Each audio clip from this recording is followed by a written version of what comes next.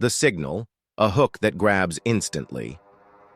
In the vast silence of space, a signal pulsed from an uncharted abyss. We are here. We are watching. Dr. Elias Carter, stationed aboard the Artemis Research Facility, played back the distorted transmission. The sound was wrong, too human, yet not human at all. Could be interference, Mara, the communications officer, muttered. But deep down, Elias knew better. That night, security cameras flickered. A dark shape moved where no life should exist. The station AI chimed an alert.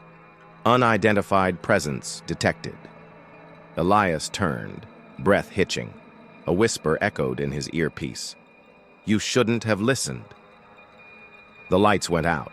A shadow loomed behind him. The warning, building suspense and thrill. Mara's hands trembled as she decoded the signal. It wasn't random.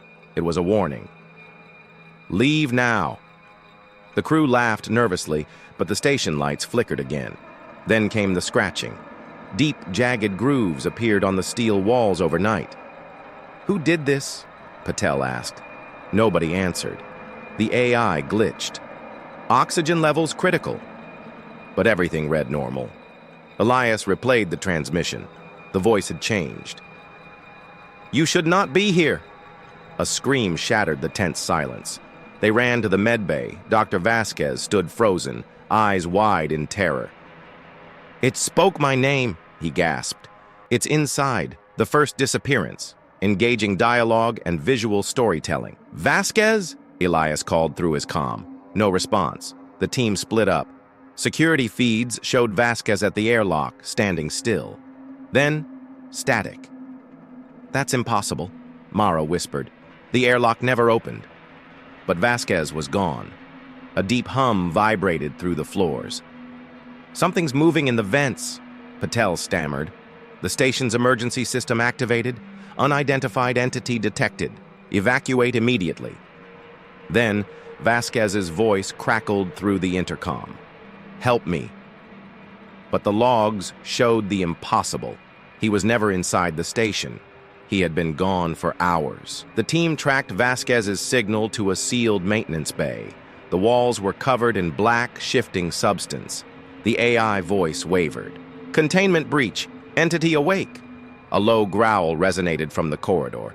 Then something stepped into view. It looked human, but its hollow eyes dripped inky darkness. The team froze. Run, Elias whispered. The thing twitched, then lunged. Bullets passed through it like smoke. Patel screamed as tendrils wrapped around his body, pulling him into the black mass. Help! But before Elias could move, Patel was gone. The thing turned its gaze toward him. You are next. The hunt begins, keeping viewers hooked till the end. Elias slammed the door shut. It's learning! The creature had mimicked Patel's voice, pleading for help over the speakers. They study us first, Mara realized. Then they take our form. The station logs revealed disturbing entries. This wasn't the first crew to receive the signal. They don't attack immediately, Elias whispered. They let fear consume us first. A loud bang shook the doors. The thing was inside now. The vents rattled. The AI's final message before shutting down chilled them to the bone. You are not alone. Then the lights went out. The message evolves, unveiling the true horror. Mara continued decoding. It's not a warning, it's a countdown. The screens flashed the same phrase. They are here. A sudden knock on the hull sent vibrations through the station. Elias checked the external cameras. Nothing was there. But inside, black figures emerged from the shadows, twisting, forming. They're multiplying, someone screamed. Gunfire erupted, but it was useless. The creatures moved unnaturally, their bodies glitching, flickering. One reached for Elias. His skin tingled, visions flooded his mind, cities erased, worlds consumed. They don't kill. Elias gasped. They replace. No escape. Building to a climax. The escape pod controls were unresponsive. Override, Elias ordered, but the system rejected it. Lockdown engaged. A cold dread settled. "We were never leaving," Mara whispered. A door creaked open. The copies stepped forward. Their movements were human, but wrong. Twitches, jerks, glitches in reality. One of them smiled, a perfect replica of Vasquez. "Join us," it whispered. The crew backed into a corner. "We fight," Elias said, gripping a flare. But the creatures didn't attack. They just watched. "They want us to run," Mara realized. "They feed on fear." The last backup generator failed. Total darkness swallowed them whole. Segment 8, the final broadcast, a powerful twist ending. Mara activated the emergency beacon. "This is Artemis Station. Do not answer our distress call. Do not come for us."